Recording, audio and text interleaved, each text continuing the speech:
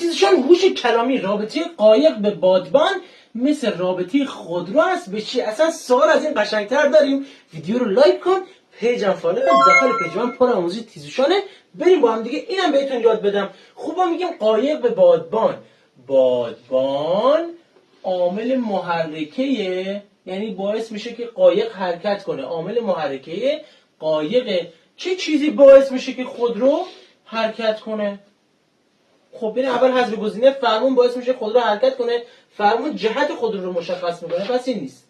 لاستیک باعث میشه خودرو حرکت کنه، باعث میشه، اما گفتیم عامل محرک، چیزی که حرکت میده به اصطلاح خودرو رو. خب اینا پس حذف میشه. صندلی هستن، صندلی ربطی نداره. جواب میشه موتور. موتور ماشینه که باعث میشه خودرو حرکت کنه. تمام شد و رفت. به همین راحتی حل شد. ویدیو رو لایک کن، پیجم فالو کن. داخل پیج من پر از آموزش سوال تیزشانه.